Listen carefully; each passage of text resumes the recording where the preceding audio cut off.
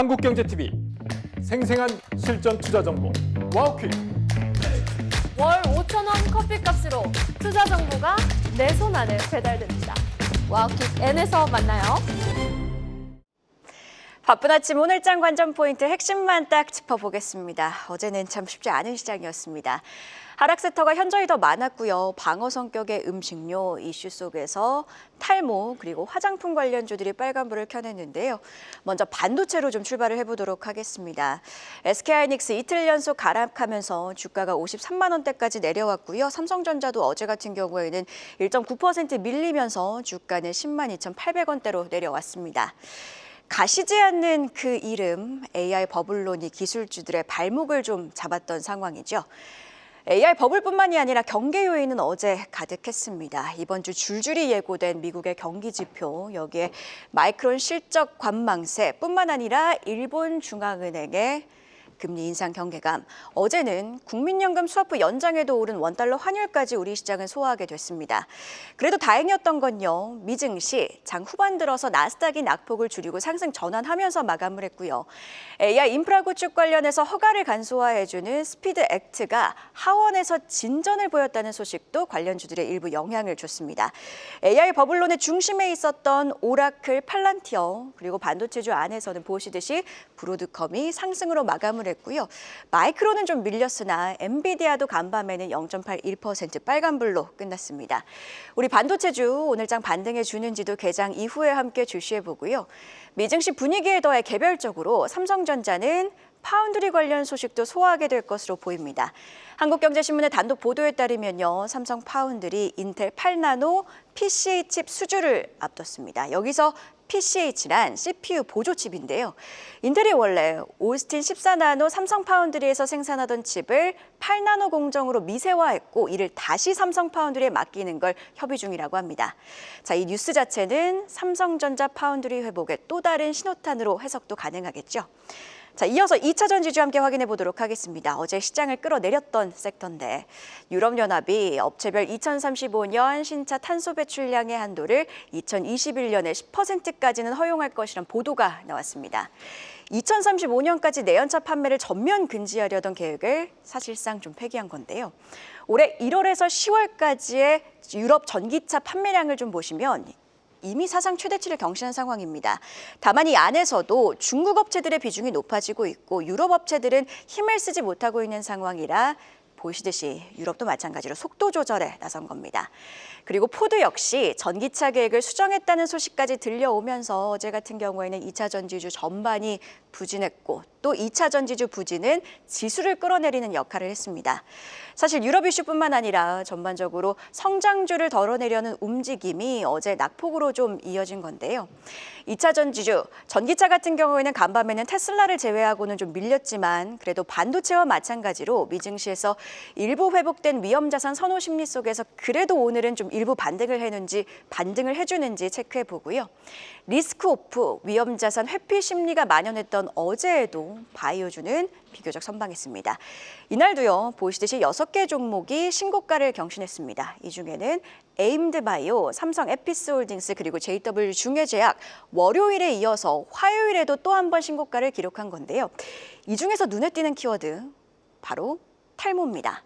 이재명 대통령의 이런 발언이 있었죠. 탈모약, 요즘은 생존의 문제라며 탈모 치료제의 건강보험 적용을 검토하라고 지시를 하면서 어제 우리 시장에서 테마가 형성이 됐습니다. 현대약품 메타랩스 그리고 TS 트릴리온 그리고 신신제약까지 시간의 거래에서 추가로 한 2에서 3%대 강세를 이어갔습니다. 다만 발언의 테마성으로 움직인 경향이 있다는 점, 그리고 미증시에서 바이오주는 부진했다는 점 함께 염두에 두셔야겠습니다. 쉬어가는 분위기 속에서도 강했던 테마는 바로 뷰티죠. 방한 외국인들의 늘어난 피부과 성형외과 지출, 한국과 영국의 FTA 개선, 그리고 미국 블랙 프라이데이 성과 확인까지 여러 뉴스가 어제는 전반적으로 섹터에 복합적으로 작용했습니다. 오랜만에 화장품주들이 특히 강했고요. 피부 미용주 안에서는 모든 종목이 강한 건 아니었지만 그래도 LNC바이오와 휴젤과 같은 종목들이 비교적 강세를 보였습니다. 워낙 소액 섹터였다 보니 가격 부담이 없었다는 점도 화장품주 수급을 자극하지 않았나 싶고요. 장 마감 이후 파마리서치 관련해서는요. 모간 스탠리가 투자 목적으로 지분을 5.31% 취득했다는 공시도 나왔습니다. 모건 스탠리도 낙폭 과대 관점으로 좀 바라본 건 아닌가 싶은데 개장 이후 반응이 좀 나오는지 함께 지켜보고요. 순환매 속에서도 그동안 좀 강했던 로봇주. 어제는 미국 로봇 청소기 업체 룸바죠. 룸바로 유명한 아이로봇이 파산했다는 소식 속에서 하락했습니다. 위험 회피 심리가 만연한 상황에서 들여온 파산 소식이라 타격은 좀 컸고 보시듯이 액추에이터의 감속기 등등 전반이 부진했는데요. 미국 로봇주는요, 파산 대상인 아이로봇은 일단 배제하고 간밤 뉴욕 증시에서는 혼조 양상을 좀 보였습니다. 우리 시장에서도 로봇주 안에서도 종목별 차별화가 나타날 가능성 열어둬야겠고요. 여기에 간밤 테슬라가 3% 상승해서 사상 최고가를 경신했습니다. 어제 언급해드렸던 이슈입니다만 로보택시 기대감이 주요했던 가운데 로봇 사업도 테슬라 상승의 주요 축 중 하나죠. 테슬라 사상 최고가 경신이 로봇주의 투자 심리, 여기에 자율주행주 상승의 연속성으로 이어지는지도 체크해 봐야겠습니다. 이와 함께 개별적으로 좀 보자면요. 국내 1, 2위 철강 업체죠. 현대제철과 포스코가 미국 제철조 동맹을 공식화했습니다. 현대차 그룹이 지난 3월 발표한 미국 루이지애나 제철소 설립에 포스코도 함께 지분 투자를 단행한다는 건데 총 투자비 58억 달러 중에서 50%는 외부 차입이고요. 나머지 50% 내부 차입 비용 중에서 50%는 현대제철이, 포스코는 20%를 조달하게 됩니다. 미국의 고율 관세에 따른 동맹, 철강업계 돌파구가 되어줄 수 있을지 잠시 후 오늘장 전략 시간에 투자 포인트 한 발 더 들어가 보고요. 석유화학 재편 윤곽도 좀 드러나고 있습니다. 충남 대산, 전남 여수에 이어서 세 번째로 이번에는 울산입니다. 이번 주 석화업계는요, 구조조정 방안을 확정해서 정부에 좀 제출하게 되는데 추가 조정에 대한 이야기들까지 들려오고 있는 상황입니다. 이 뉴스에 더해서 간밤 하락한 유가 하락이 유가가 석화주에 어떤 영향을 주는지도 개장 이후에 함께 체크를 해보도록 하겠습니다.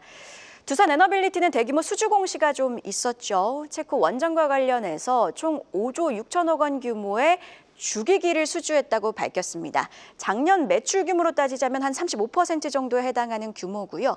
삼성증권은 사실 전망치가 3조 8천억 원이었는데 이에 대비해서는 47%나 높은 규모라고 언급을 합니다. 두산에너빌리티 사실 투자 경고 종목이죠. 그렇다 보니 넥스트레이드에서는 거래가 되고 있지 않습니다. 애프터마켓 분위기는 확인하지 못했지만 이 긍정적인 수주 소식 속에서 개장 직후의 반응 함께 확인해 보도록 하겠습니다. 마지막으로 팩터로 전반적인 분위기까지 좀 가늠을 해보면요. 간밤 나온 지표죠. 11월 미국의 고용 보고서는 좀 혼재가 됐었던 가운데 12월 금리 인하를 정당화하는 수준이었으나 그 다음 인하는 좀 불투명하다는 분석들 나오고 있고요. 어제 3대 지수는 좀 혼조세였으나 위험자산 선호 심리가 일부 회복이 되면서 나스닥은 반등에 성공했습니다. 어제 4,000피를 이탈한 우리 시장, 오늘 반도체주 등 어제 밀렸던 섹터에서 반등이 나와줄지도 함께 확인을 해보고요. 자, 이런 그림을 보고 출발하게 되는데 바로 전략으로 들어가서 오늘장 그림도 디테일하게 함께 그려보도록 하겠습니다. 계속해서 다양한 경제 이슈를 알고 싶다면 구독과 좋아요, 알림 설정 부탁드립니다. AI 캐스터 권미정이었습니다.